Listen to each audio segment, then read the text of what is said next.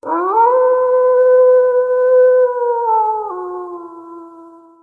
hello everyone. My name is Tanushree Saha, and you're listening to Wolf Entertainment Radio. Yes, indeed. She is Tanushree Saha. I am Bown, and welcome to another episode of What's My Name? Now I'm feeling great, yeah. Living in the terror, I made my name, couldn't get any better. What's my name? What's my name? On this episode of What's My Name, we go to the exotic subcontinent of India and talk with an amazing and spiritually powerful wolf entertainment artist, Tanushree Saha, also known as She Shree. Tanushree holds the distinction of being the only wolf entertainment artist to have written a book which is titled I Am the Chosen One, which deals with the spiritual aspects of being the black sheep or even an outcast and how to protect yourself from all the negative and grow into the spiritual and mental master you were born to be. If you have any interest whatsoever in the spiritual aspects of life, then this conversation is one you don't want to miss. This being a program about music, we also delve into the music she has released with Wolf Entertainment. And let me tell you, not only is Tanu a beautiful spirit, she has the voice of an angel, and she's not afraid to lend that voice to many genres of music, which you will hear.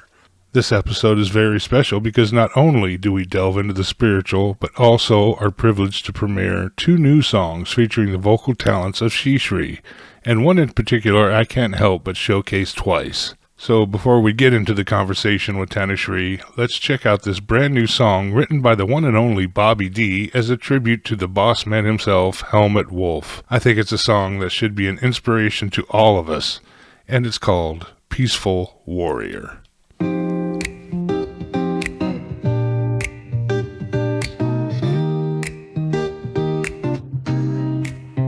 You're not here for fame. You rise above the blame. You don't crush the rest. You focus on being your best. Every challenge makes you wiser. Every trial soul and wiser. You don't just ask why me. You ask what's the gift I must see. You're a peaceful warrior. Come in the fire. Moving with love and not ego and desire. You don't chase gold, you're developing your soul. Staying grounded, staying home. You give, and life gives back to you in ways most folks ain't got a clue.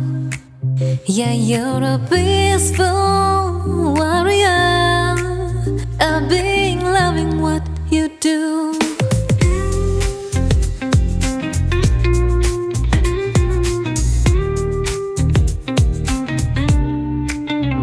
You don't fear the climb. You've mastered your time while others stress the pace. You move with patient grace. Your struggles made you deep. Your wisdom didn't come cheap. You've transformed pain into purpose, made every last feeling worth it. You don't scream for attention. You radiate intention. You help when no one's watching. It's power, not pretending. You serve with joy. You lead with heart. How true greatness start. You're a peaceful warrior. Come in the fire. You know the long flow. You give and grow. You serve when it's hard. You shine like stars. You're not built for small. You help others even when you fall. You're a peaceful warrior standing tall.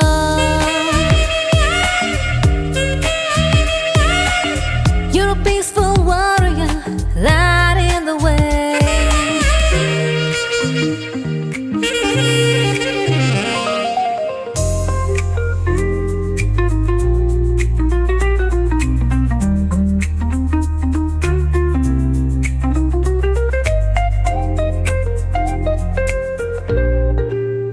You're a peaceful warrior, lighting the way. You're a peaceful warrior, lighting the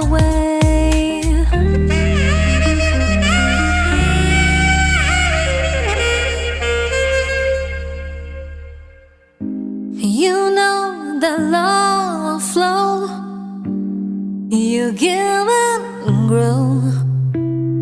Serve when it's hard. You shine like stars. You're not built for small. You help others even when you fall. You're a peaceful warrior standing tall.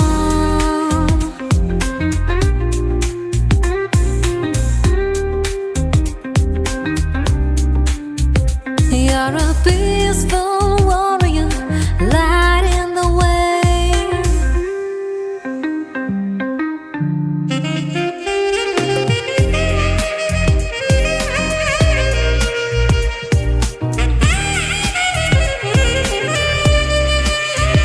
You're a peaceful warrior, lighting the way.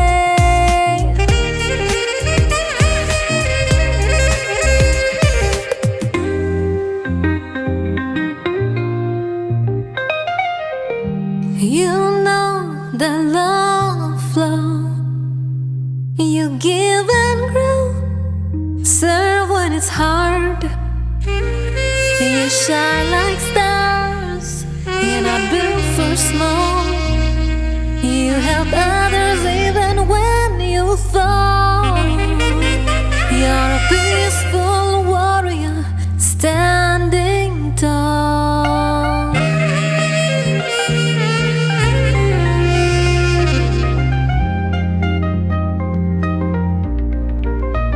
You're a peaceful warrior, lighting the way.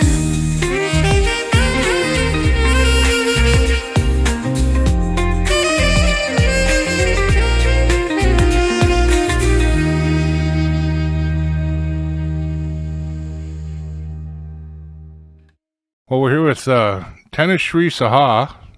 I hope I'm pronouncing that right. Yeah, that's right. All right, otherwise known as She Shree, who is a psycho-spiritual writer, speaker, and intuitive guide. So which came first, the acknowledgement of your talent as a performer or recognizing that you have a strong connection to the spiritual? I think so. The first thing was always music for me. And I've been singing since a child when I was 5 years old. And I've gotten into various genres like, Indian genres, the devotional genres, folk stuff. And then, of course, when you grew up a little, you came into pop, rock, and other things. And of course, the music genres kept expanding all over the world. So we got introduced to trance and everything, and psytrance and all kinds of things. So I've been exploring all kinds of genres. I also have a metal band. So for the first time, I explored metal vocals as well, and that sort of grew my range and everything. So I've been a musician since a very young age, thanks to my mother. She has constantly pushed me towards it and got me the right kind of tutors, and that was anyway there, I think. And then I also became a designer, like by qualification, by my education, I'm a designer. I did my postgrads and stuff in hardcore design. So I've been in the design industry for a very long time, worked in various corporate associations and companies. And then again, I went back to music because I felt like that is where I can be myself more. And I started producing music for myself on my own, learning how to compose and create beats, etc. Quite a long time, actually, 10 years ago.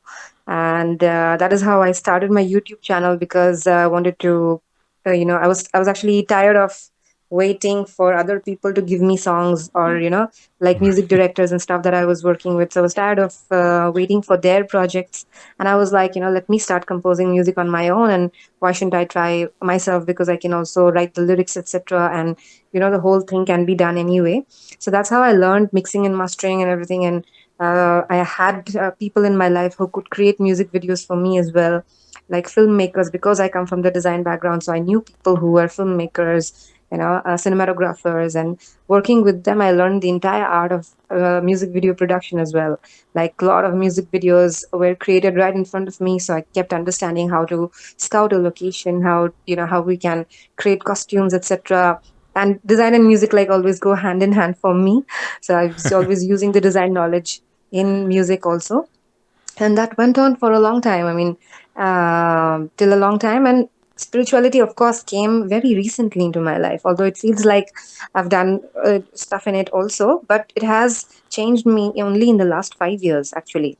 Oh, And I okay. was yeah, and it is not something that I did by choice. I was kind of forced into it by the universe, because Right. things situations in life got so anxious and crazy that I was forced into this whole path, and opt for doing certain things in a day, because when you're born, no one when you're a child, no one thinks that I'm going to become a guru. Okay, let me become a spiritual leader. No one thinks about that as you're growing up.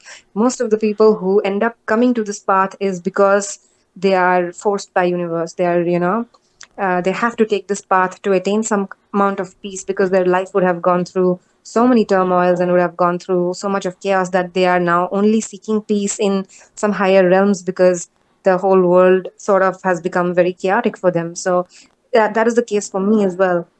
And only in the last 5 years, I would say, just before pandemic in 2019, that is when I was again going through a very, very difficult time, where I was not able to find peace anywhere. Of course, work was always going on, my professional life was always fine, but personally, I was suffering from so much, and I was not able to exactly find solace in anything, not even in family or friends or any other people.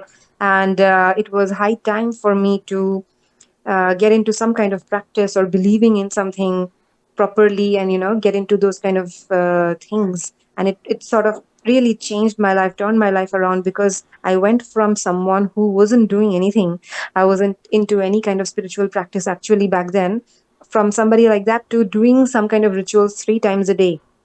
And that was prescribed to me, because I had to cleanse myself in that way. It was required in that intensity. Right. Yeah, so that is how it began, basically. Oh, Yeah. okay. Well, I do want to talk about your book a little bit, which you wrote, which is Yes. called "I Am the Chosen One." Is this your first? Right. Is this your first book? Yes, this is my first book. Okay. Well, forgive me if I jump around a bit because I do want to talk about No, the no, book, but I also want to that's all talk right. about some of your music. And I tried to be clever introducing songs to different themes in your book here, so I may have failed miserably, so we'll just go with it. No, no, no problem. Carry on, no problem. You mentioned in your book that people can be drawn to you because of your spiritual authority. You wrote that the intuitive vibe or something else walking with you. What does it mean to be the chosen one? Yeah. So if I have to explain on that, so basically, see, I mean, a lot of people have their spirit guides. I believe in spirit guides and other, helpers and angels, or other entities who help each one of us. Basically, all of us are being assigned a guide, or an angel at birth itself, but we don't come into their contact. We don't necessarily get into working with them closely until we actually let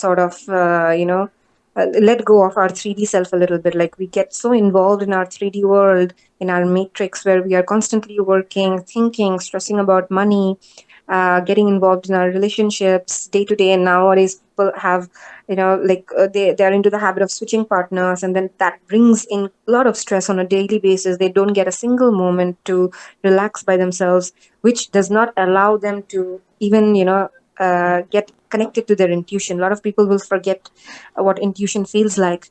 And once you start building your intuition, you actually are in isolation. For people who are slightly advanced in that journey, where they isolate themselves for years together, like, even in my case, I have been in isolation for the last at least 4 years. I live by myself, and I have very less social contact, unless it is for work only. That is when I allow people in my life. I know it's like, again, that is something that I've not chosen or done it by myself. It is like the universe has put me in seclusion and isolation, for my own growth and my own understanding of myself. Otherwise, I would have not realized how capable of things I am. And just because I've been constantly been by myself, done meditations regularly, I've understood there are things around me. There are actually entities walking around me, and sometimes these entities can be so powerful. Their energies can be so powerful that other people can feel their presence too. Some people who are spiritually a little more sensitive will feel that person's presence, because it will be like, that angel or the other entity is there around you, walking anyway with you wherever you go, because they will be constantly providing you with protection. And the spiritual protection that I talk about in the book as well, it's like a Z class, celebrity kind of a protection that politicians get. It's literally like that. A spiritual protection is always around you, like a bubble around you, where no matter what people try to do, because when you grow in this ladder, when you sort of in this journey and you progress and you advance, people end up noticing your progress, your aura changing, your confidence changing, your body language, the way you speak, the way you show up in the world. And a lot of people don't like that. A lot of people are completely threatened by it and wondering as to how did this person change so suddenly, like from the past 30 years this person has been a certain way, and now suddenly this person has changed so much, so something must be going up. Let's find out, let's do something. And they will send you a lot of attacks, like spiritual attacks or any kind of evil doings, talking bad about you, trying to bring you down in your career as well, like trying to talk bad about you, to so that you don't get enough opportunities, etc. Like they will generally attack you in many ways. And that those attacks, those kind of things won't work with you, because you have that kind of a protection. And it only works when somebody is actually in daily contact with their guides, daily contact with doing your rituals in the sense, I'm not even saying like, just a regular prayer, giving say half an hour in a day, in a certain time of the day, and connecting with a certain deity that you believe in. That will keep building your aura, building your broken aura, I must say. Yeah, like your aura initially would be broken, where you are attracting negative entities or jealousy, etc. But slowly you will build up your aura and make it stronger and thicker every day by doing your rituals and your constant faith. And it's like how you eat food every day. Like you don't miss out on your food, isn't it? You don't like things that are important for you, you do that every day. Without, if you're going to the gym and you really want results, you will have to do it every day. So it is something like that. If you want results in this case as well, in this particular direction, you must do it every day. It's not like, okay, I'm going to do it just one day and I'm going to forget about it, let's see if God protects me. It's not like that. Real people who are in that field know how important it is. Like if I miss out on even a single day, now it has come to that point for me, where even if I miss out for a single day of my meditation, or me basically just connecting with my angels in whichever way I do, I feel kind of guilty. I feel not very happy, because I feel like they were there for me, but why wasn't I there for them? It was like something that I missed out from my side. So I also don't want to miss out, and I want to give my 100% too. I want to keep taking those steps. And when that happens, your aura really builds up. Things don't easily hit you, basically. Even if old things, like things when people spoke bad about you, even in front of you, or did ill stuff behind closed doors, initially it would maybe hit you how? Because your aura is weak. It would induce fear in you. It would make you feel like, okay, maybe you're losing the battle, maybe actually things are not coming to you. But when your aura becomes very strong, these things don't attack you anymore. You feel like like an invincible person. Like you have that faith, basically. And that is what I try to speak about it. Like people sense that authority with you, like a spiritual authority, that okay, this person is slowly climbing the ladder. And there are a couple of more videos in my channel, actually, in my other channel, where I post videos about me speaking about these things.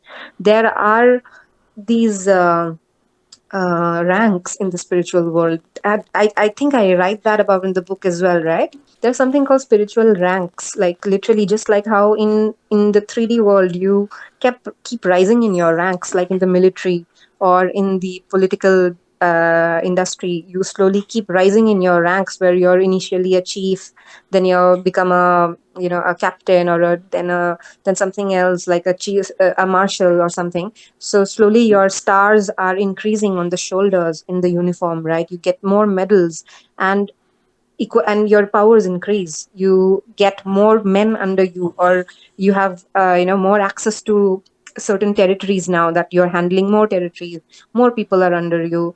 Those similar kind of things happen in the spiritual realm also. Like slowly, when you keep doing these practices on a regular basis for years, you will see your rank increasing. Like your rank actually goes up higher.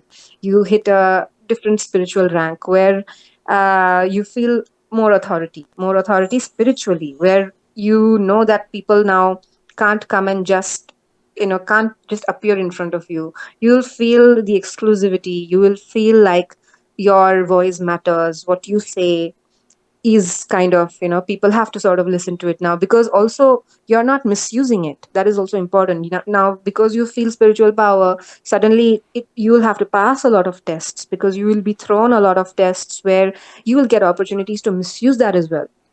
And a lot of people end up misusing their spiritual powers, and that is when, after misusing it for so long, they lose it. Even so, god actually gives you, your powers, and they keep testing you as to how do you use it. Are you using it for good, bad? You're hurting people, you're manipulating people, you're doing it just for your own gains. Now how is it? So that also we can't do. You have to be very mindful, because we know that things can be snatched away as well.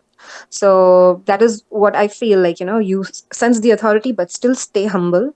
You can feel the authority within you. People can feel it when you walk into the room. Your energy changes. Your energy becomes much more expansive, where people can feel a certain presence when you enter the room. When you speak, your voice has a different energy to it, a different vibe to it. Your conviction is different. When you say things, it hits people different now, not like earlier, where people were not taking you seriously. Why? Because your energy only was different. Your energy only was weak, where people would naturally not listen to you. People will naturally doubt you. But now, because your energy has changed, because you've gone into other realms and you've worked on yourself with other entities, with otherworldly entities, so naturally your energy will feel otherworldly as well. That is Right. why people will feel like, okay, it's an authoritative energy which we are not used to. We are not seeing it in 3D. So people will behave differently with you also. Some people will get intimidated, some people will not like it. They will get triggered, they will stay away from you. And some people will be there who will like you as well. For that, they will like you, they will look up to you, they will want to connect with you, they will want to learn a couple of things here and there from you. So you'll get both sides of the spectrum of people, right? But definitely the authority comes with it. So yes. Right. And also, you want to, somewhat protect yourself. You also mentioned in the book that, you won't let, a lot of people into your world. And you write that if you want to come clean or don't come at all. Oh yeah.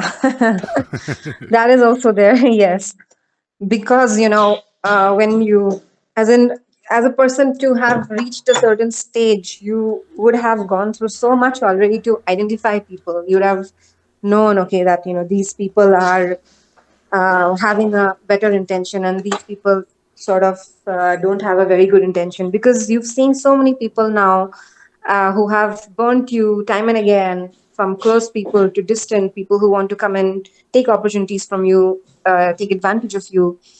So you sort of develop your intuition and your vibe to that extent, where you now know from a mile away that somebody is coming with what intention. Right. You barely have to spend time with people to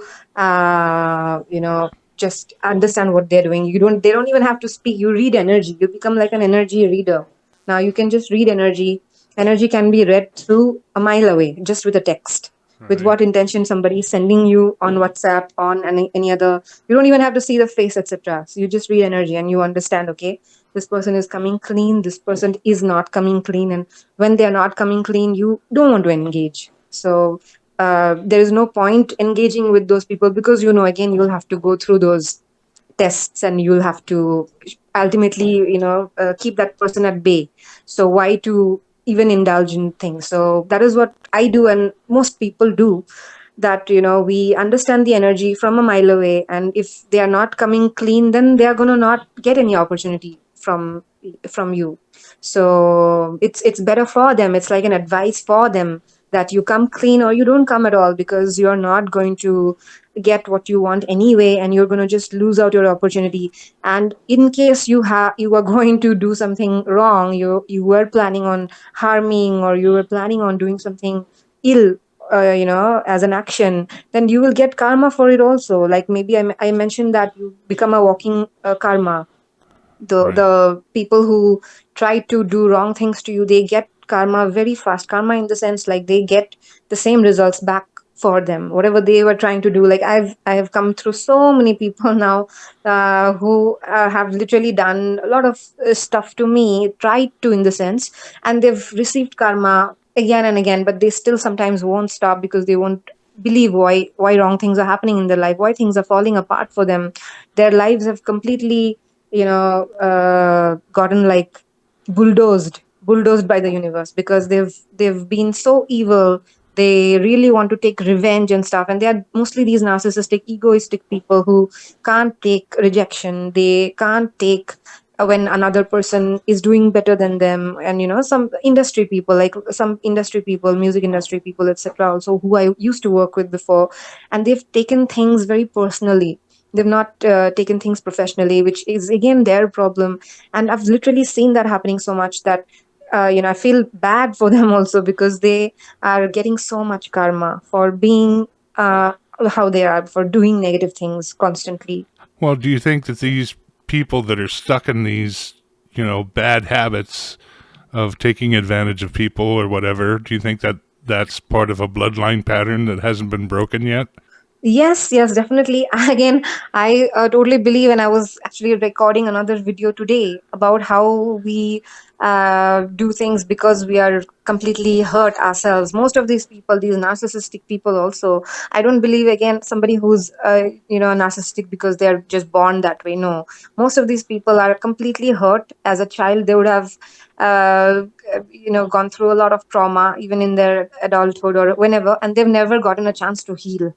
They've constantly like suppressed it, and these people have suppressed it since many generations, bloodline generations, yes. And they are not like letting it go. They're not ready to even accept that they are hurt. They are so much in their ego that they don't want to accept that they need some amount of healing or help from other people. Even they think they are completely fine. They think some people even have god complex, right? That also I mentioned in the book. It's like when the narcissistic level really shoots up in the sky, they start thinking they're like god, they're equivalent to god even, and they want to change the rules of god sometimes. And they really go against the laws of nature, and they try to change things. And that again falls back on them very in a harsh way. And most of the time it's because these people are not healed. They're all hurt people, like hurt people.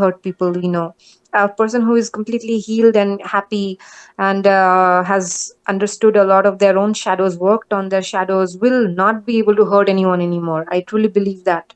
Will have empathy for other people instead. Now at this point, even when I see someone screaming, yelling at and everything, I look at those people as 6 year olds. I feel like it's a 6 year old coming and shouting and screaming because they are not able to, they didn't get their toy, kind of thing. They didn't get their toy, or they didn't get something that they were looking for. So it is like that. Like a lot of these people, like for instance, even if I have to speak about my mother, she has not been able to fulfill any of her dreams. She was a very, very talented lady, and she became a housewife. She had to sacrifice way too much.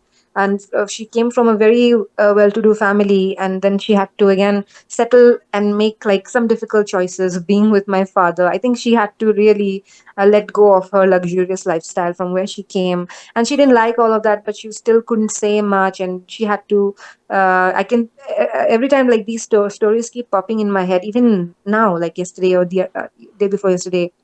These instances keep coming into my head as to why your mom would have done that. Just imagine how much she would have suffered, and those exact scenes come flashing in my head, that she did this because of that. She did this because she tolerated something for so many years. So, and then ultimately she became a narcissistic lady, where she had to be rude to people. She had to be rude to me or other people and cause pain to others because she never got a chance to heal herself. She was so consumed in a domestic life where it was just everything was subdued, and she had to finally become like a monster. So Right. it is like that. Yes, it comes from the generational bloodline patterns. Yes. So a narcissist can change. Yeah, but I think that is the thing. Like narcissists, if they had to change, they should have done it a little early in their stage. But at a point when they have shown like real narcissistic signs, it becomes very difficult to change them. And at that point of time, people should actually step back and not really involve themselves because they are going to get burnt. They're going to get abused. Narcissistic people who have reached a certain stage where they have shown these signs and abuse people for several years now, who maybe is a old narcissist who's like 40 plus or something. It is very difficult to change them now. So Right. I doubt that you can't change them after a point. Well, like told you earlier, I tried to Yeah. tie in themes from your book to some songs of yours, and it's not Yeah. necessarily narcissists that we're dealing with, but possibly, Yeah. and that's in Leopard Song. How did how did that song come about? Oh yeah, that is a beautiful song actually. Yes, yes. So that's a song. The story of that song. It's so beautiful. It was written 35 years ago. Really?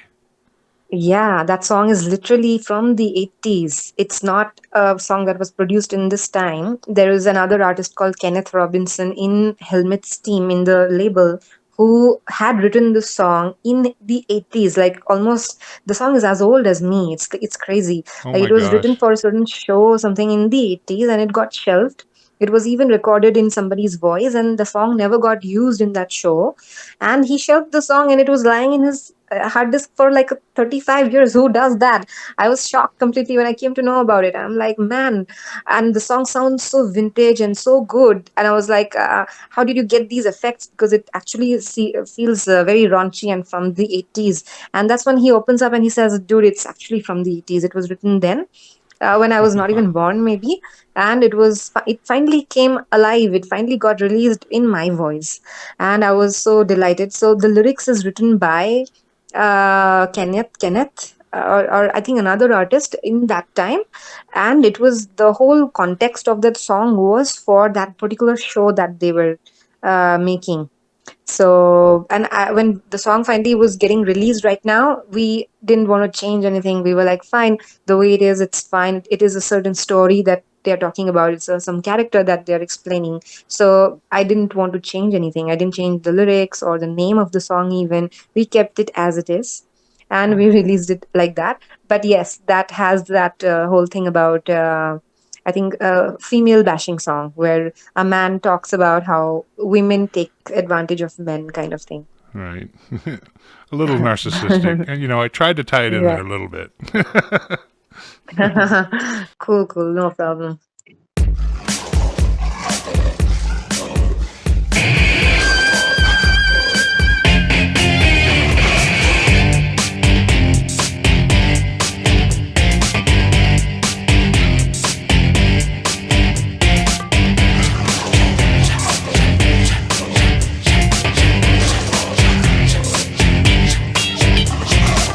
She's got a cold and I'm wanting you, she lead to a lie.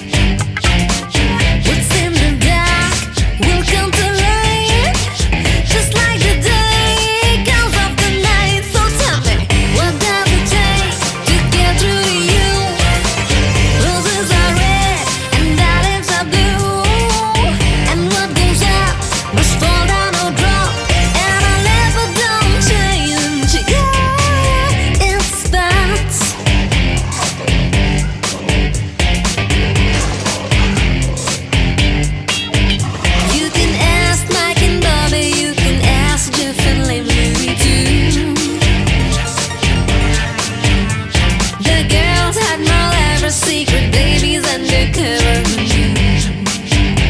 Not you. The girl in fact, get yourself checked and just lose that away. Take my advice if you like the nice guys like you assess cheesy prey. Consider hoping for things that don't change. In winter snow falls, in April it rains. So tell me, what does it take to get through to you? Roses are red and violets are blue, and what goes up must fall down on drop, and no ever don't change. Yeah, yeah, yeah, yeah. It's fun. What does it take to get through to you? Roses are red and violets are blue, and what goes up must fall down on drop, and the never don't change. Yeah, yeah, yeah, yeah. It's fun.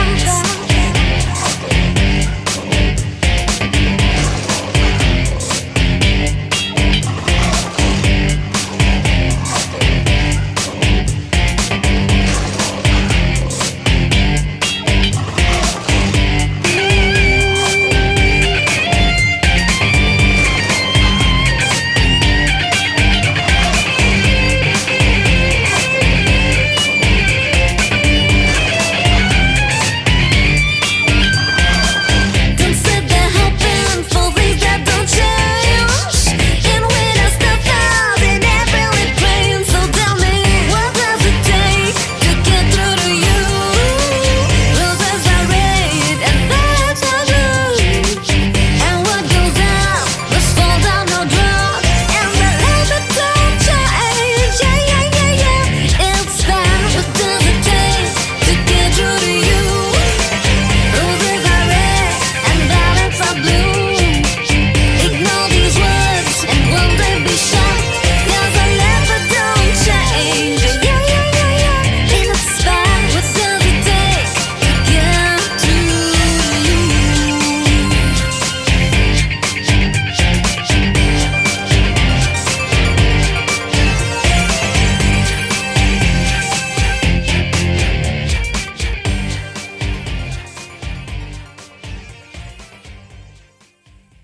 So, which, in your opinion, should a person be focusing on more, love or one's alignment with the divine? So now, love, when it comes to love, right? A lot of us here now think that love is only about romantic love, isn't it? Like love as in a husband or girlfriend or somebody I am interested in the same sex, opposite sex. But for me, love is very, very universal. Love is like a feeling, it's an emotion, it's a state of being. Like I can be in love all day, all night, just with the universe, myself. That also can be another point of looking at love. That can be another perspective where love becomes a state of being. It's a frequency, it's a 500 hertz frequency, which should be ideally the default frequency of everybody in the world. That's when wars will end. Because once you're in that space, you will not feel like fighting with anyone. You will not feel like even fighting with your enemy. But I know that duality exists in the world, and which is why we all can't be in love. If there is somebody in love, somebody will be in hate, because there has to be the balance. So that is there. But I feel like love is not just about romantic love. Love is something that you can have with anyone. I am in love with all kinds of animals, like I'm a very big animal lover. And every time I meet a dog on the street, like when I go for walks with my dog, I just tell them I love you, for literally. I'm not even kidding right now.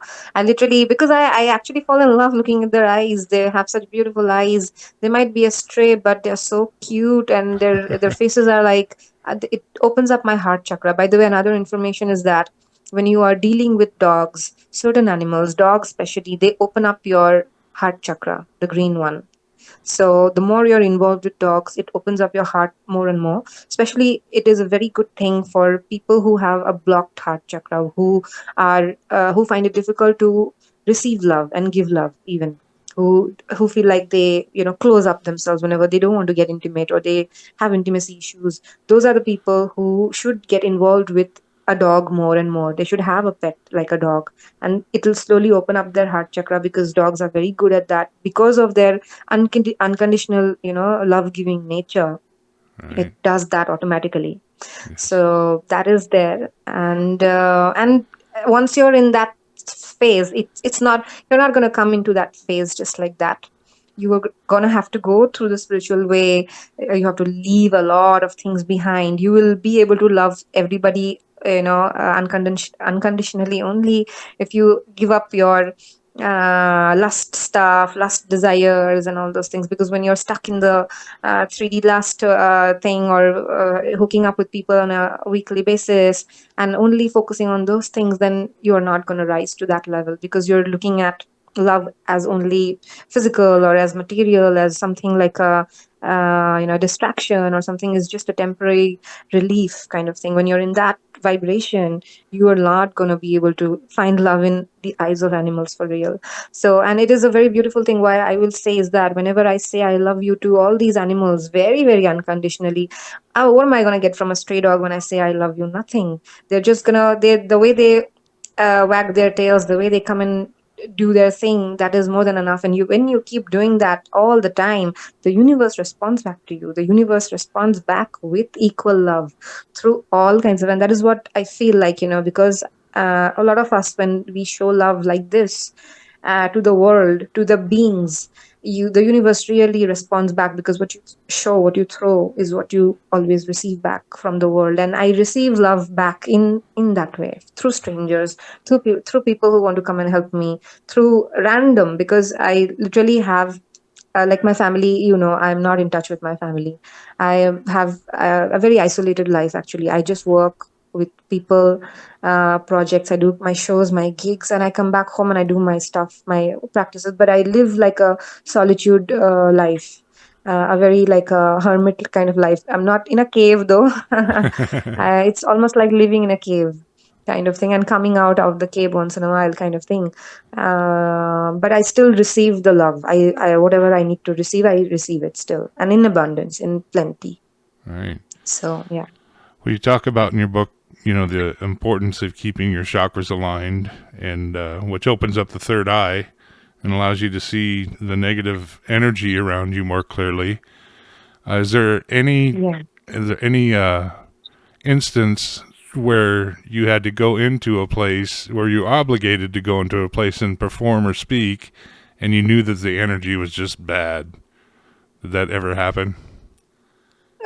Yeah. So there have been places, not really places in the sense like people only. It's the people who make the places wrong now.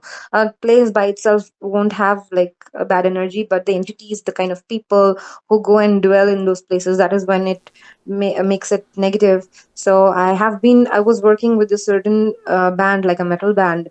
In India itself, they were extremely talented musicians, but couple of the people, one person especially, they were a very low frequency person.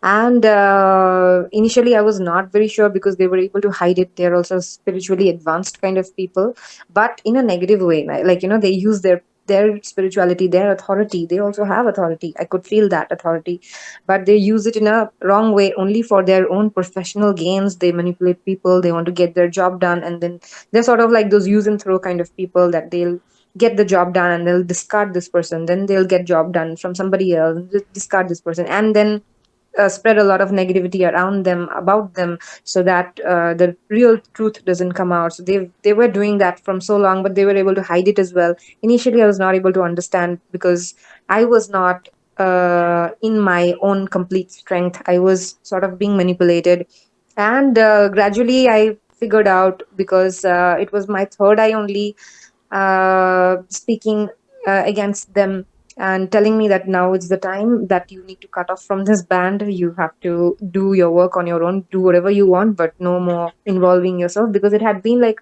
2 3 years that I had worked with them, and things were fine professionally, but personally they were trying to encroach my zone, and trying to take my light, my energy, and use it for them. I could feel it, like suddenly showing up at my place uninvited, and those kind of things, and trying to use a magic on me.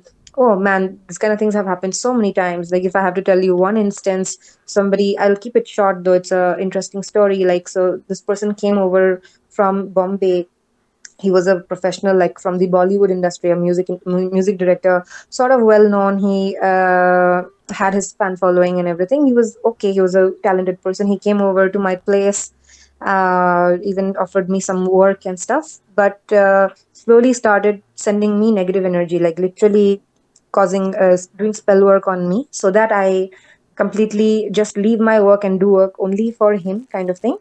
And I could sense that slowly, in a week's time only, my energy changed, and I felt like I was feeling very low, but still wanting to finish work just for him.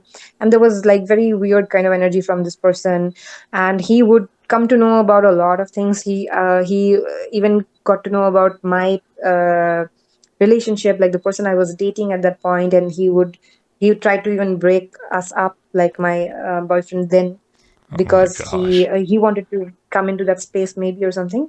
So he even started attacking my person back then. And this guy, my ex who was there, he hadn't even met this guy, so he was already sensing things, and he was telling me somebody's attacking me, somebody's sending me bad dreams and asking me to break up with you, in my psychic realm, and all kinds of things. So I was completely astounded as to how, things are happening. And this person was not even in my town. He was in another city, like far away, but he was doing a lot of things from a distance. He was capable, basically. He was doing, and of course I was not no longer in touch anymore. As soon as I figured out, okay, these things were going on, I wasn't working. But a lot of these things happen even in the professional industry, where people try to inflict things and try to get the work done, and like keep you manipulated, as like, and keep you like a slave, kind of thing, like a work slave or something.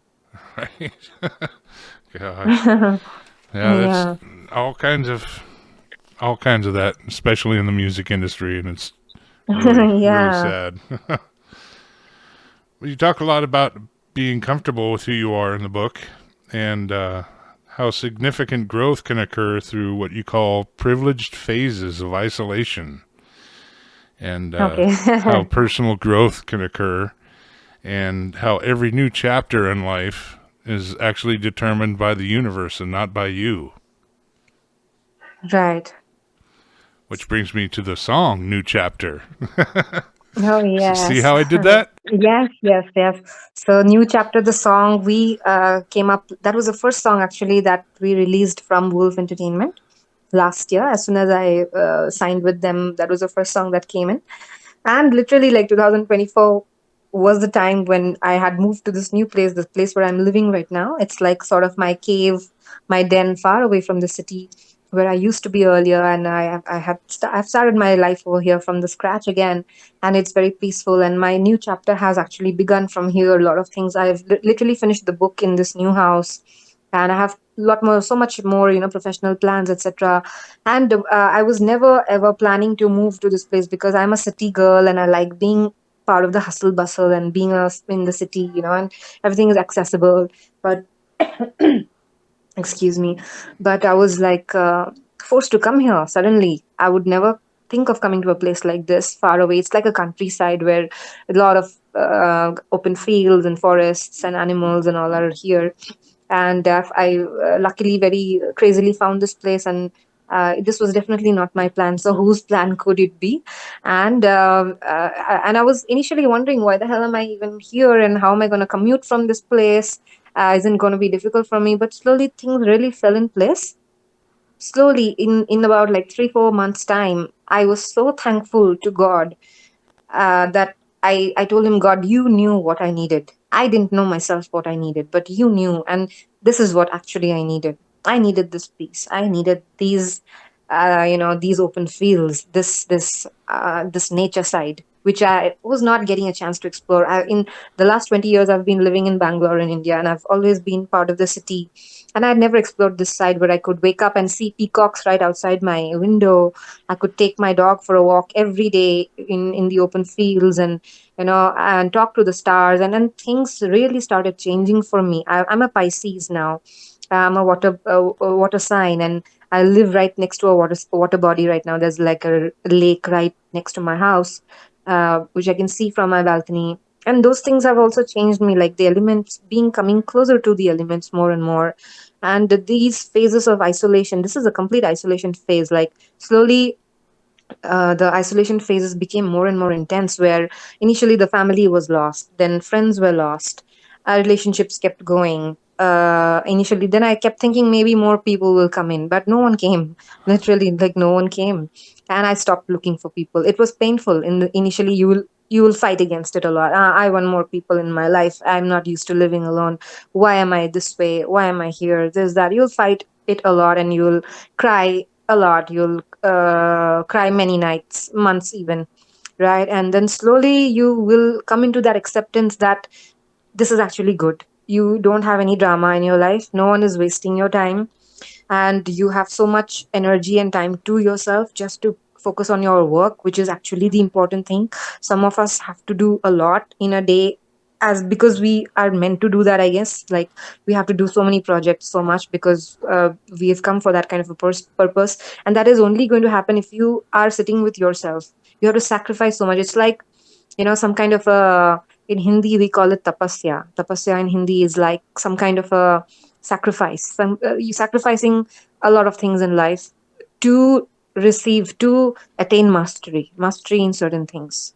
Like, when the whole world is partying around me, I'm sitting by myself in my room and researching things week after week, weekend after weekend, not going out and losing. And initially you'll feel like, yes, there's a FOMO. Am I losing out on things? But you'll know that you're actually not losing out, because you've done this shit plenty anyway. At Right. this stage where I am, I've lived my life to the fullest. I In my adolescent years, in my college years, I've done it all. Like I've had my share of fun, big fun. And which is why I don't feel like I'm missing out on anything, because now is not the time to keep doing the same thing again and again, over and over again. Now is the time to do other things, and that you will only realize when you've been put in a different state. And then only you will start appreciating it. That unless you're exposed to new things, how will you appreciate them? How will you even know that you want to go there? No. So you will only want things that you're used to, you're accustomed to, you're comfortable with. But once you're put in spaces which are out of your comfort zone, only then will you grow.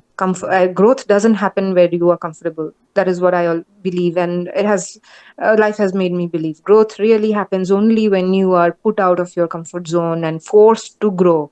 Because when a butterfly comes out of the cocoon, it really hurts, kind of thing. So every stage of isolation, more and more isolation, where things were gone, and now I just have a dog with me. I live with my pet, and that is the right amount of company that I have, not more, not less. And the amount of protection he gives me, and and that is more than I can ask for. I think it's a very beautiful relationship that I have. So yes, isolation has like different stages. And the more you get isolated from 3D, I'm not saying that you all of us have to live in a cave or something, nothing like that. But certain things from the 3D, you will have to dissociate, you'll have to let go, so that you can associate with the other realms. You can't have everything at one time. There is no bandwidth that for a human mind. You don't have the bandwidth for everything to happen at the same time. If you are completely involved with the 3D, with the regular weekend stuff and all kinds of people, you won't have the time and energy for anything else, which is obvious. So which is why you have to be in isolation more and more, depending on your choices and your priority as to where you want to go. Do you want to attain higher levels of understanding your own self, the world, the other realms, how you're going to become better? How are you going to come and induce yourself with other energies? How do you become powerful is not just by yourself. When you allow divine energies to work with you, that is when you become powerful. The kind of mantras you are chanting every day, that energy, those names, they start becoming a part of you. It's like what you eat becomes, you become that, right? What you eat, what you say, what you watch. So instead of watching things that are harming you, constantly watching things that are helping us, and you become different with that. So every isolation stage will introduce you to new levels of things. Like I was not doing certain things 6 months ago. 6 months ago I was again seriously not that serious about certain things that I'm doing right now. And now I feel like, yes, I have reached a different level now where some things are a must for me in a day. I can't do without those things. And so that's how actually it changes you and new things are introduced to you.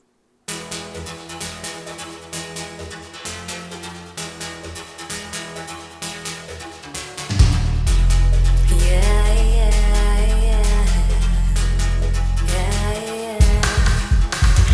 All the chapters end and it starts like another game of dance.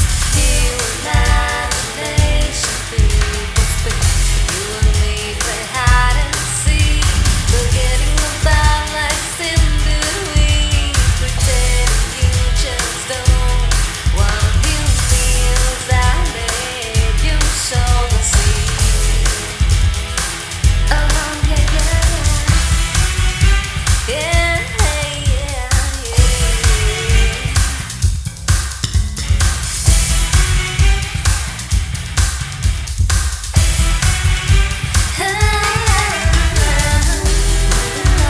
Greener pastures, entering a new chapter. Can't stand the treasure of life, refuse to wallow in the mud. The changes seem forever almost without a warning, getting no surprise. Yeah, lot of drama, it's getting used to. Yeah, yeah, oh, da da da da.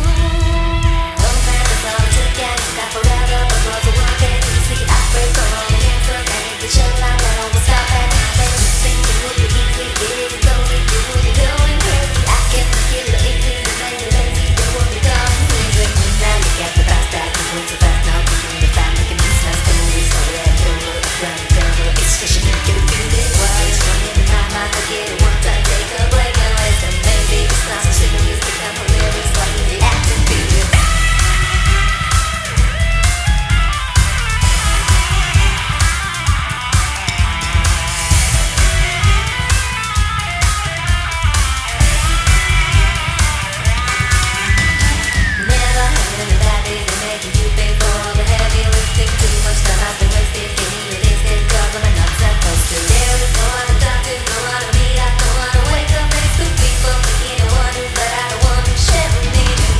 No one against the world and make you talk it, whatever chance you had it. Now you're wanting to come back and babysit, I can keep talking to her. Life is ready to rock it, turn out a market every day. So one day touch up the heart and feels like I'll make a flashback, close out the all the chapters.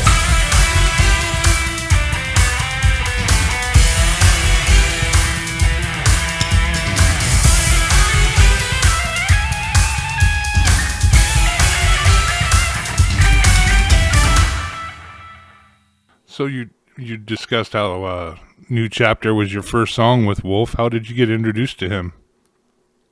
Okay, so we have a common friend, actually, an Indian common friend who is in Kodaikanal, and he recommended my name to Wolf when Wolf was looking for some Indian artists for a Hindi song. I think for the Jingle Bell song, Jingle Bell has many versions that he creates, Jingle Bell Rock version. And there was also a Hindi version that he wanted to recreate, and he wanted a Hindi speaking lady from India, maybe. And that is when I got introduced. And then he liked my voice, and he came to know of me through my page, etc., Facebook and stuff. And he followed also some of my videos. And he's also a spiritually advanced person, I believe. And I think he liked the entire package where it was music and all these things. So then he asked me to be a part of his label, and that's how it took off. Excellent. Yeah. Getting back to your book and making another leap in in faith here from but you wrote If I have to ask you, Don, like what if you have read the whole book, that is only, I'll ask you like what is your favorite chapter out of all? oh my gosh, you're gonna put me on the spot there. I will have to look at the book now because I have notes everywhere.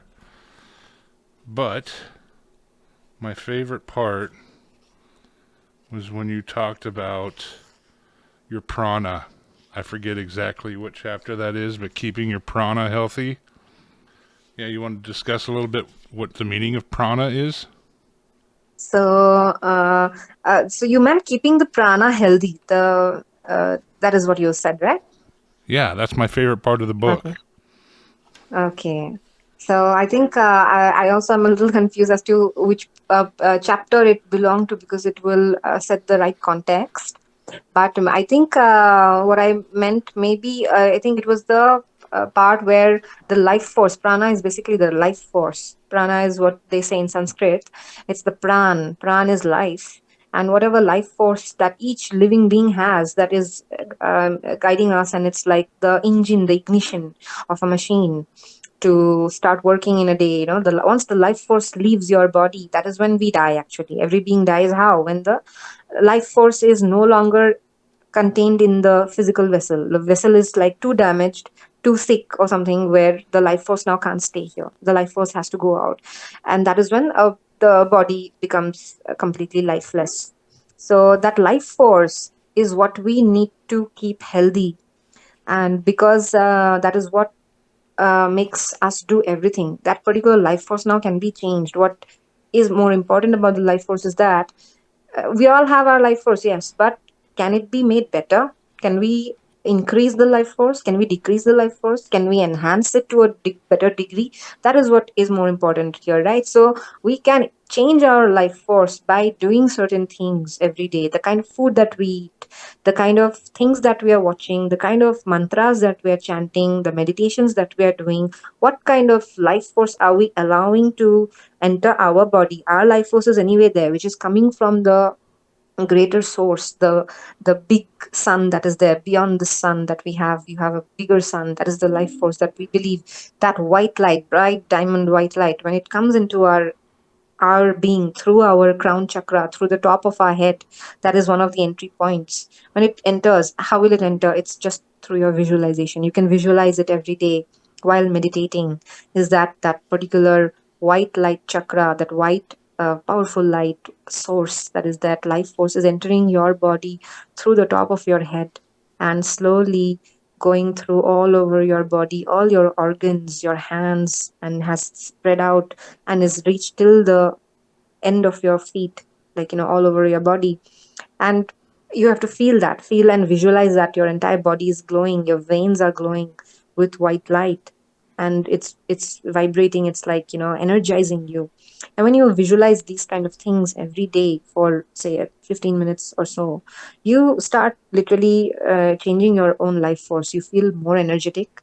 Your ailments, like small small ailments that you have, stomach pain, some kind of leg issue, headaches, skin issues, those slowly start going away because you start healing yourself with that kind of life force. If your life force is very strong, you will have a better immunity.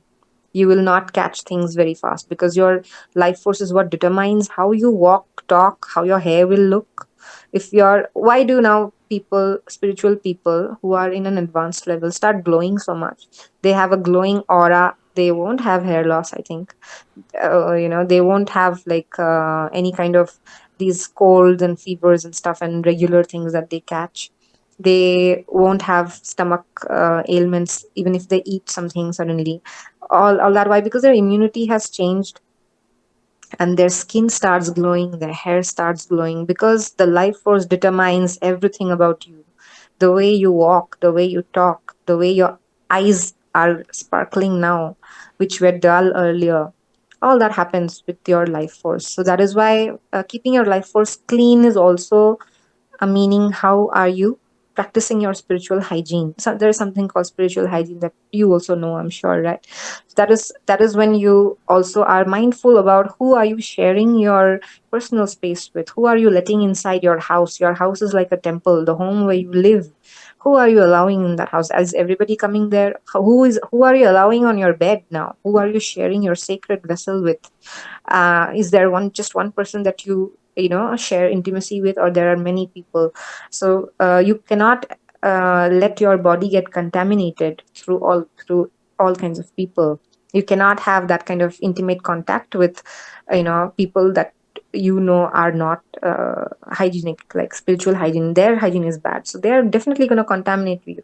So it's like you having a USB with virus, and you're sticking it into a laptop. It's just like that.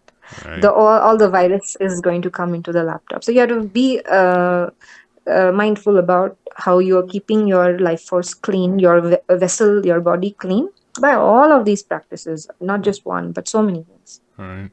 And I believe that was chapter 7 that came from. Okay. Okay. And you also wrote in your book talking about love and keeping your spirit healthy. You write, "Do not continue yearning and thirsting for relationships when you have not found the right one or your purpose in life." But that doesn't Yeah. mean, I mean, searching for love doesn't mean necessarily living a celibate life, but Yeah. there is a I need mean, for human you can tell me, like, intimacy. I would like to hear your opinion about it also, because I would like to know what you also think. So please tell me. Yes. Well, no, I agree. I totally agree. Okay.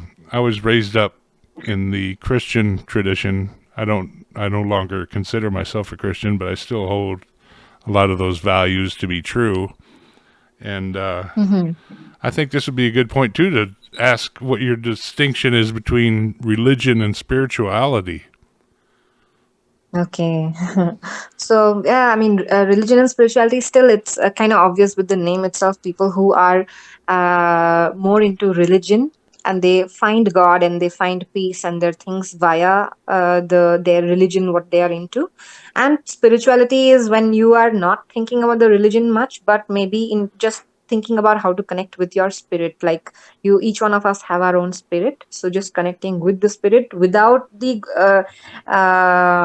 entry of a religion, maybe. So if I have to discuss it a little more, like, now what I have done is, now I've combined both of them. Earlier I was not a religious person. I used to again say, I'm not religious, I'm only spiritual. I used to say like that. But then, in the sense, why? Because I was not really going to temples or anything. I was not chanting any certain kind of religious mantra, or following just one deity, or that kind of thing. I was just into my angelic practices, in the sense connecting with Metatron energy, celestial bodies, connecting with nature, with fairy spirits, literally going to the forests and doing my healing work. I used to go to deep forests, which are available here. Sometimes just with one person, maybe. I'm always kind of a little fearless that way. I don't think forests, if you don't harm the forest, they also don't harm you, kind of thing. So I would go to the deep forest. I would do my healing sessions, deep healing sessions, aligned with the moon cycles and stuff. So I would do those kind of things more earlier, which was more about the, I think, the pagan kind of rituals, where I'm worshipping the sun, and those kind of things. Then slowly, from last year onwards, I was only introduced. It's not like now, again, just like I said earlier, I am never going to anything, or I'm not pursuing anything actively. Always the things come to you, because God only knows what you need at this time. God knew. I mean, I was going through some kind of fear and stuff, some kind of phobias and all started coming to me last year, because of people only maybe sending it to me, and trying to break my aura and stuff. And that is when I was guided. I was told to practice certain kind of mantras every day, which are again related to certain Hindu gods, who are very powerful, which sort of immediately removes some fear and panic, anxiety from your mind, from your whole thing. And I was not very aware of that earlier. So that came into my life, and I was forced to, get into astrology, come to know about your own birth chart, your stars that are, that were there when you were born, come to know about which god is connected to which planet and Hindu gods, and go to the temple. You must go to certain temples and uh, get that temple energy, and all kinds of things started coming to me. And now I'm doing that as well. I'm doing that as well because it has helped me for real. I can't say that it hasn't helped. And those things also started coming to me in my dreams, or as a guided thing when I'm doing my other kind of herbal healing sessions. When I do, again, I started coming to intuitively coming to know that, okay, this particular goddess, this deity is trying to connect with me, speaking to me, because I am chanting their name every day, because I am following them now since a year. So that also started happening to me. And so now I've involved, merged both of them, spirituality and religion, because I think they also can be connected if you want to. And a lot of people get spiritual enlightenment through religion as well. A lot of people get that. So that is also a very powerful way, and it's done by so many people in the world. Initially, that is what people used to do, right? Then again, spirituality became different. So yeah, I think you can merge it also. Right. Well, getting back to the intimacy, and here's another leap to a song. But forgive me for saying it, but I think is one of the sexiest songs I've ever heard, and that is "Exotic Journey." Oh my How God. Okay. Yeah. how did that come So yes, about? yes, that that was again same thing. Like, it was a song from Kenneth Robinson, and he had the song in mind, and the lyrics was also written by him, and we changed it a little bit, and he wanted it to be sung in a very, very sexy way. So I was like, okay, you got it. And then the video, and actually what happened is, I had been to Egypt a couple of years back, and this had that a little bit Arabic kind of a tune, that exotic tune was there, that vibe was there. So I was like, okay, the video idea was mine, and I told Helmet and him that, let me create a video for it in a little Middle Eastern kind of way, so that it actually goes with the theme as well.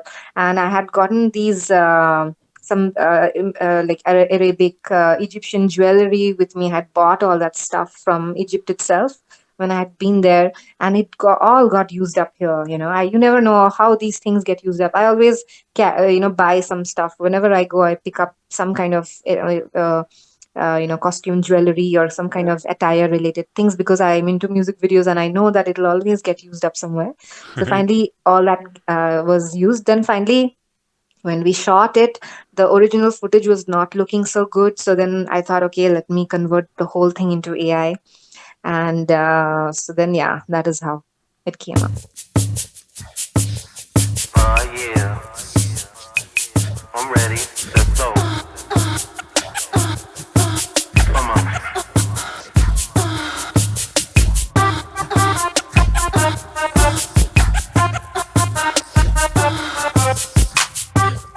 You wanna feel me? Yeah, I wanna leave. let's go. Bags are packed and desires are baked. We good to go on this island retreat. We'll walk away from the north to south. Use your hands but don't ignore your mouth. Buckle up and then just hold on tight. It's gonna be a bump and grind tonight. Let's take the time and explore, don't rush. And just like MJ, let's get dangerous. Let me take you on now. Exotic journey. Let me take you on now. Exotic journey. Let me take you on now. Exotic journey. Let me take you on now. Exotic journey. Come take a bite of this tropical treat. Too hot to handle, not too sweet to eat. You'll see some sights that you've not seen before. Step in the bedroom and just lock the door.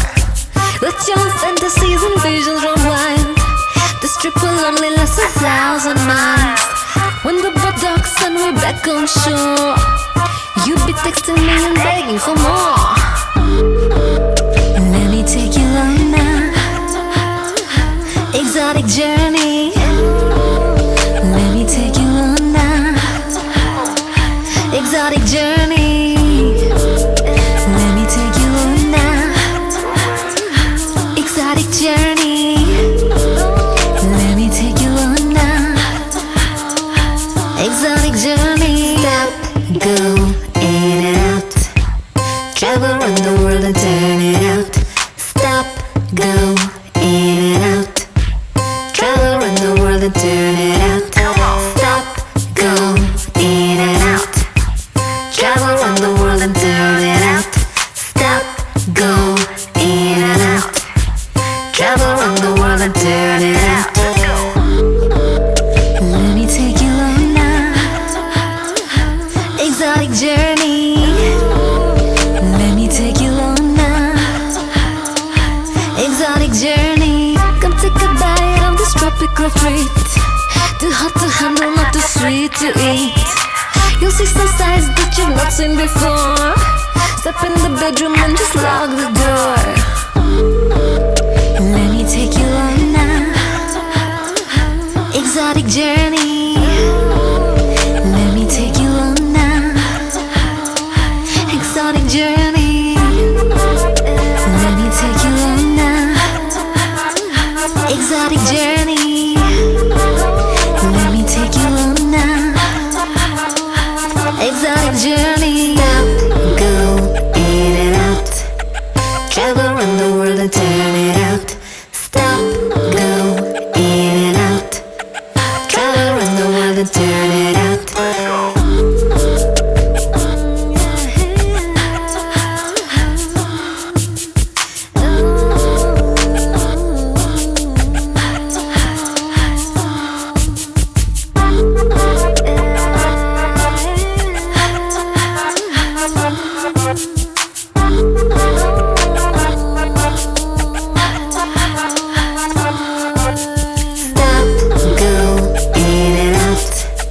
Travel around the world and turn it out. Stop, go in and out.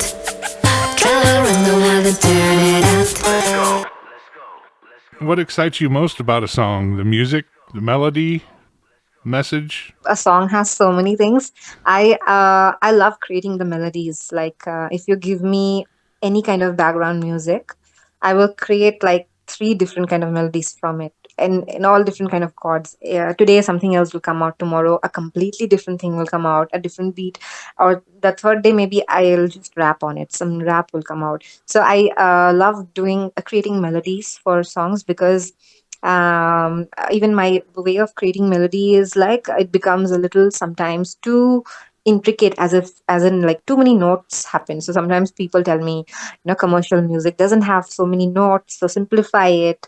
It has to be easy for other people to sing as well, so don't make it so complicated, keep it simple. That's what they tell me. But I love the melody creation part the most. Lyrics writing also I like, but melody creation is my favorite part. And I love to create looks for it, like once the song is ready, the music video part where I'm gonna think about what kind of look I'm gonna have, because in each video I try to become somebody else. I take up a different persona, a different person, so that is also a very exciting for me. Nice. And you also aren't afraid to go back and change things up a little bit, and you redid Leopard Song in kind of a country style. Whose idea was it to do that? Oh yeah, so that was also Kenneth's idea only. He's like a very very talented person, man. He makes tracks like in a day. You ask him for a certain track and he'll just give it to you in like 2 days. He makes it very fast also. Very talented. So he was playing around in his studio one day and he very randomly created this country version of Leopard Song. He was just like fooling around kind of. Oh, And then wow. he liked it so much that he shared it with us and saying that, hey, I just made this country version last night while I was chilling in my studio. Would you guys want to work on it? And we loved it and it was sounding so good. So that also was done that way.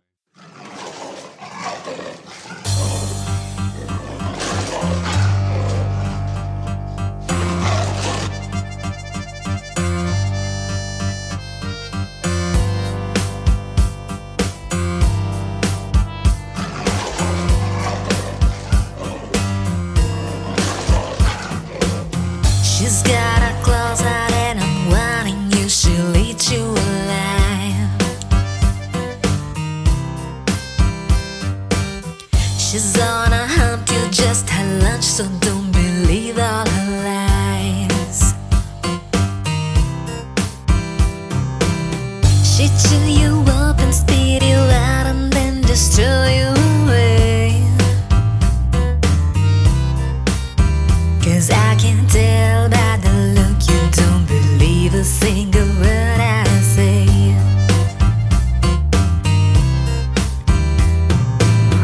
What's in the dark will come to light, just like the day comes after night. So tell me, what does it take to get through to you? Roses are red and violets are blue, and what goes up must fall down or drop. And a leopard don't change, a leopard don't change. It's facts.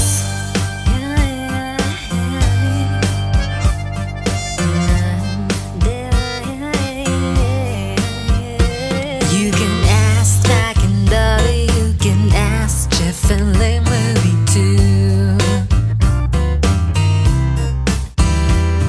The girls had more lovers, secret babies, undercovers, you know.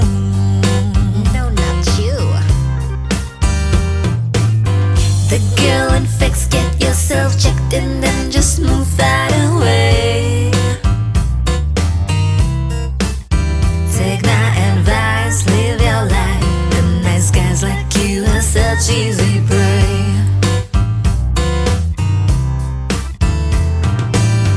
Don't sit there hoping for things that don't change. In winter snow falls, in April it rains. What does it take to get through to you? Roses are red and violets are blue, and what goes up must fall down or drop. And a leopard don't change, leopard don't change. It's facts. What does it take to get through to you? Roses are red and violets are blue.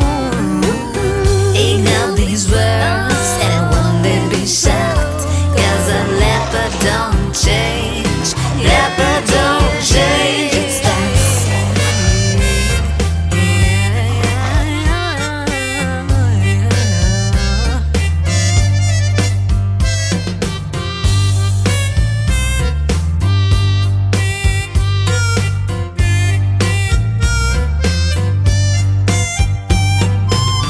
Don't sit there hoping for things that don't change.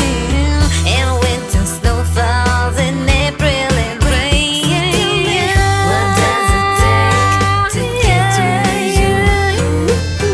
Roses are red and violets are blue. Ignore these words and one day be shocked. 'Cause a leopard don't change, leopard don't change. It's facts. What does it take to get through to you? Roses are red and violets are blue. When what goes up must fall down or drop. And a leopard don't change, leopard don't change. It's facts. What does it take to get through to you?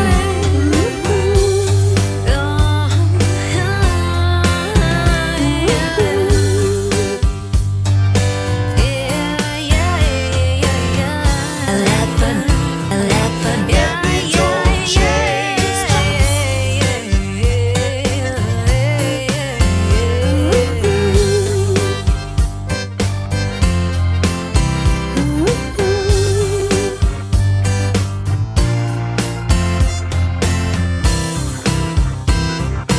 Leopard don't change.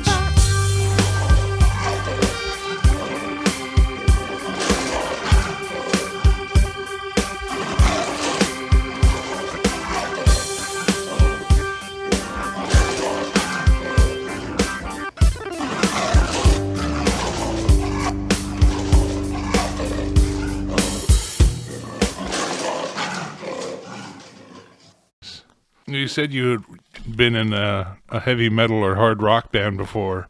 How'd you get involved Yeah. with Carlos Urquidi. Ah, Carlos Urcudi. He also is Helmet's connection, Helmet's like team. And the first song that we made, New Chapter was also with this one, like Carlos Urquidi. He was the guitarist for First Chapter, actually. So he did a very beautiful solo for New Chapter, and we kept in touch. And he has his, I believe, a couple of metal bands over there. And for this song, also that's why he came up. But Carlos has been part of my first song. Actually, that's how we know each other. Oh, okay. Yeah, and the song is Yeah. called Million Miles. And I must say, I got an advanced copy and heard it, and your vocals are amazing. Thank you so much.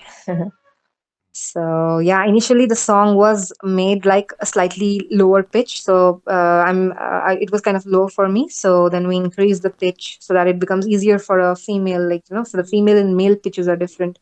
Oh, So nice. we got the pitch a little higher, and then it's still low for me in the sense when you hear my voice, it's still like a bassy kind of a voice that I'm using.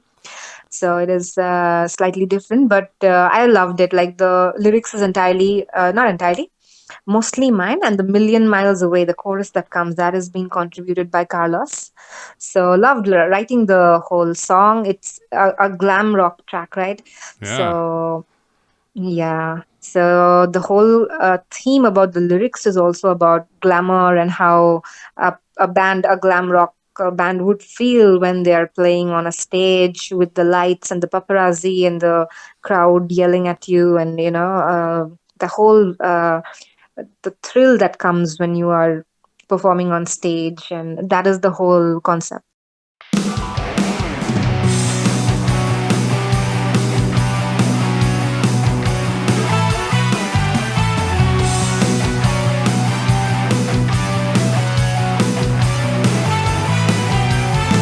The crowd is wild, frenzied, see fever rising in the theater. We're electric, smoke on stage. The thrill is making my sweat sweeter. Shout it out, keep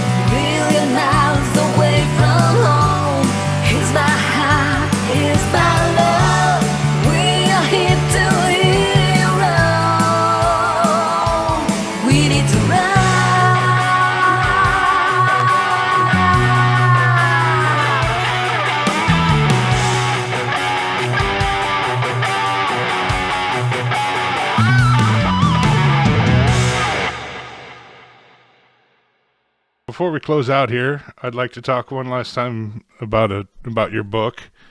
And what I Yeah. found interesting were your traits of a chosen one, which is all Yeah. about truth and justice, all about love, all about being authentic.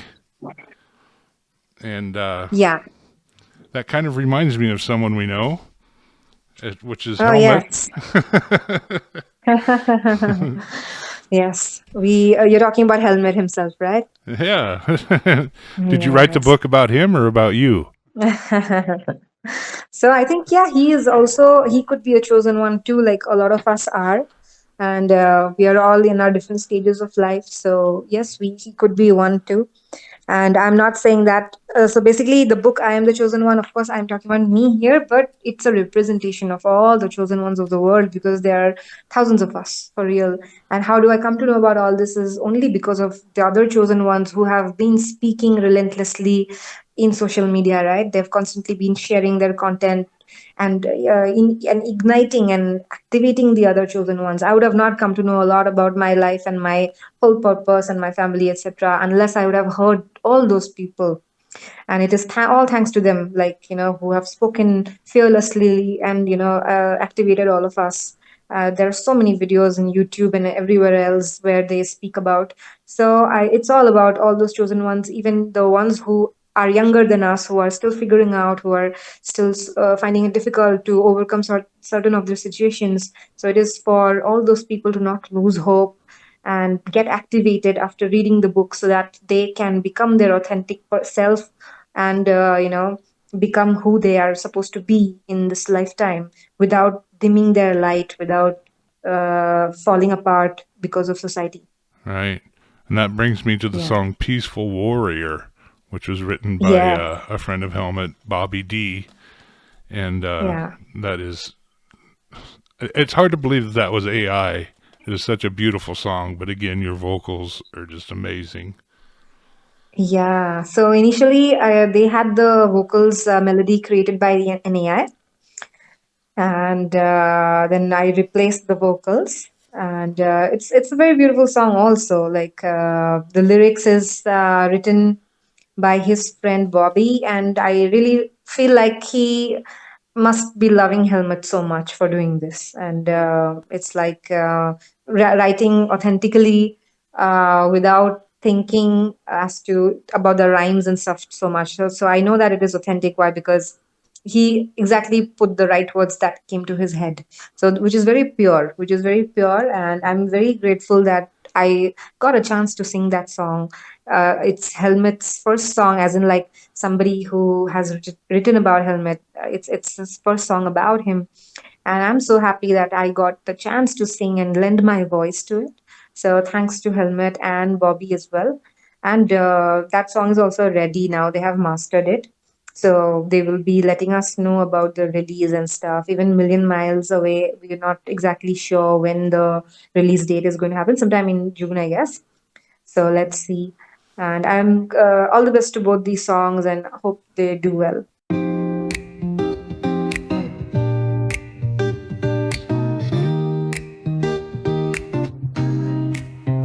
You're not here for fame.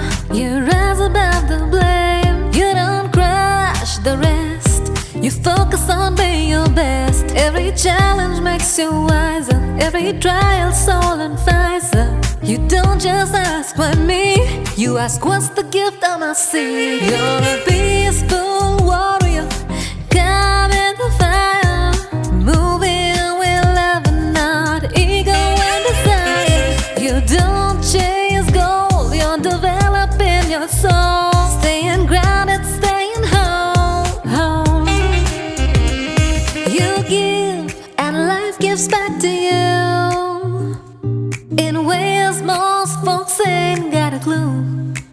Yeah, you're a peaceful warrior, a being loving what you do.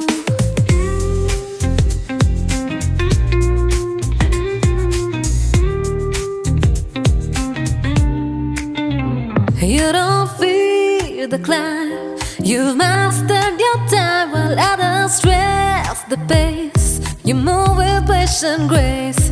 Your struggles made you deep. Your wisdom didn't come cheap. You've transformed pain into purpose, made every last feeling worth it. You don't scream for attention, you radiate intention. You help when no one's watching. It's power, not pretending. You serve with joy, you lead with heart. How true greatness start. You're a peaceful warrior, God in the fire. You know the love flow. You give and grow. You serve when it's hard. You shine like stars. You're not built for small. You help others even when you fall. You're a peaceful warrior standing tall.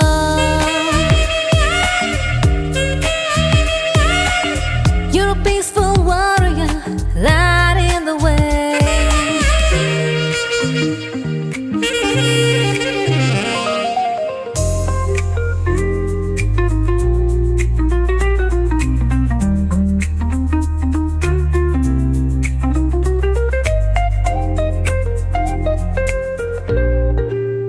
You're a peaceful warrior, lighting the way. You're a peaceful warrior, lighting the way.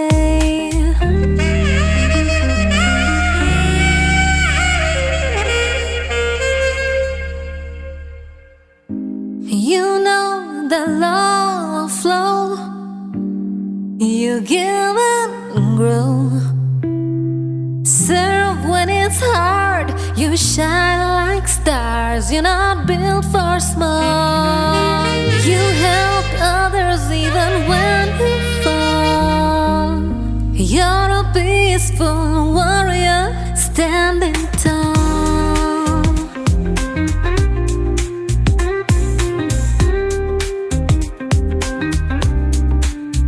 You're a peaceful warrior, lighting the way.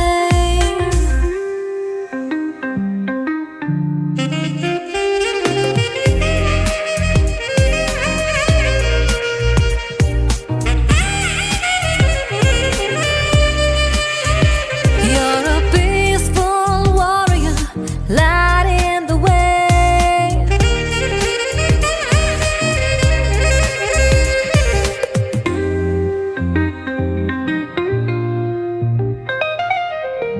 You know the love flow. You give and grow. Serve when it's hard. You shine like stars. You're not built for small. You help others even when you fall. You're a peaceful warrior standing tall.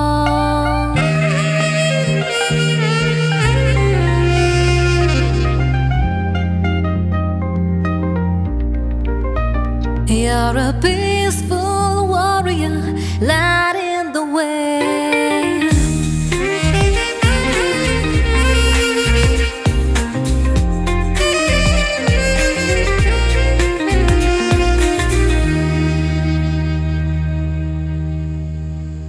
You talked a little bit about it at the beginning of our discussion here, but you yourself are also a peaceful warrior.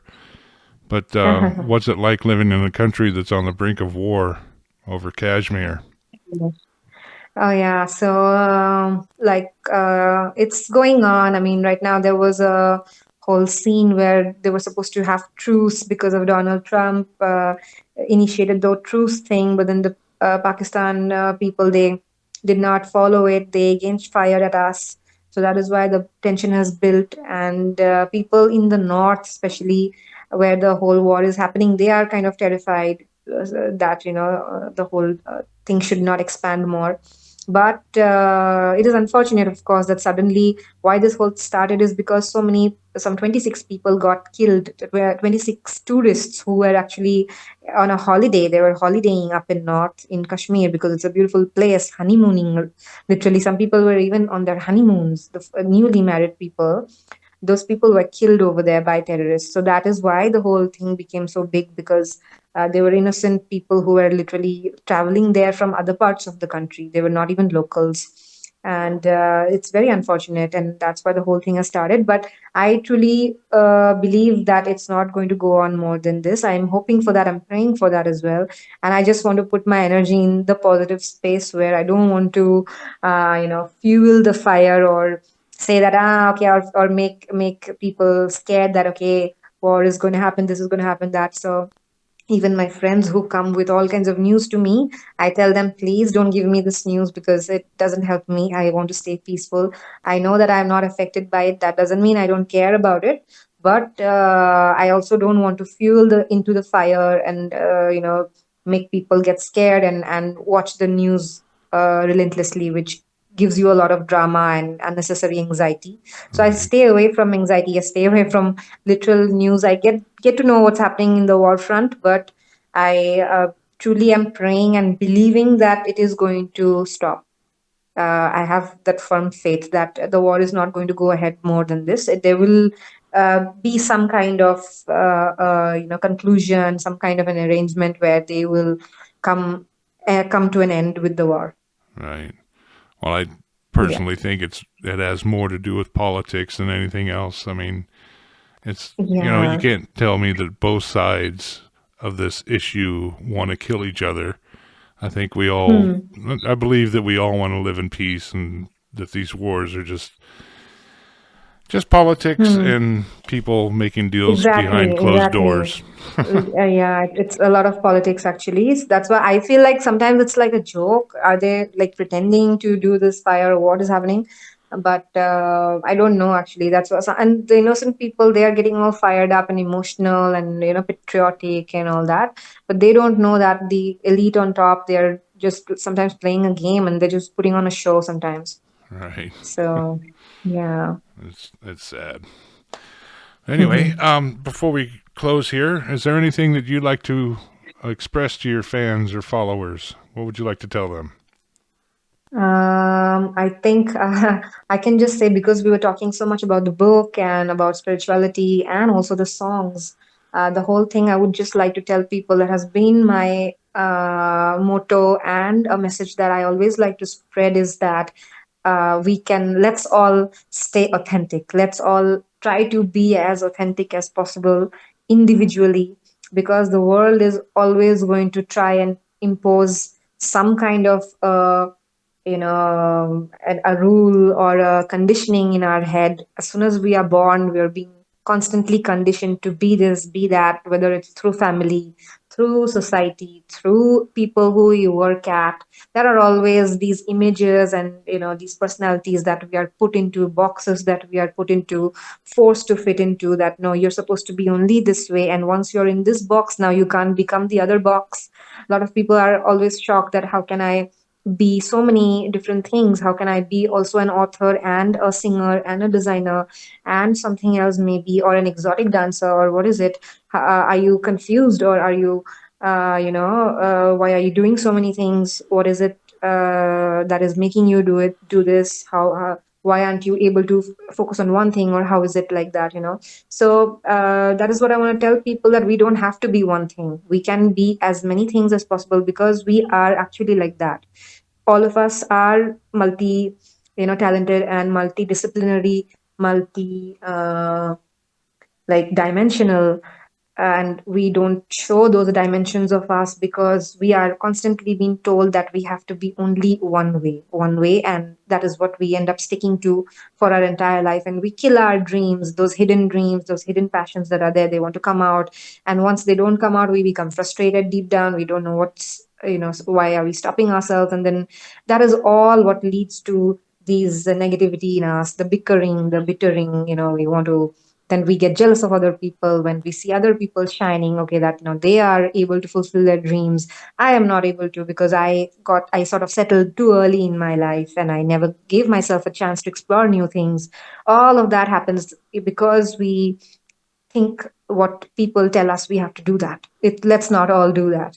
Let's be authentic to what we like, what we want to explore. Let's explore that, live the way we want without hurting anyone, of course. Do whatever you want, but just not at the cost of hurting an animal or a person or anybody. But let's live our authentic self, and show that without any apologies, without any guilt that we are going to offend someone.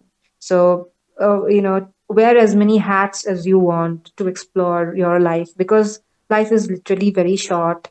It gets over very fast with kind of things that are going on in the world, also.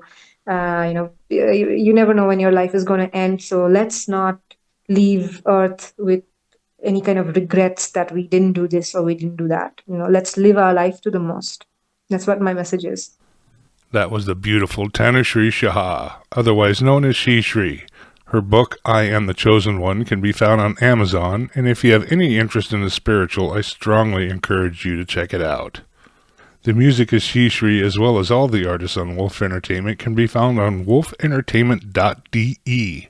Click on the catalog section and you will find links to stream, or I strongly encourage you to download music from these artists. Thank you for joining me on this episode where independent music is the way to go. My name is Don Bown. I'm here to remind you that music is the spice of life, so don't be so damn bland. Whoa.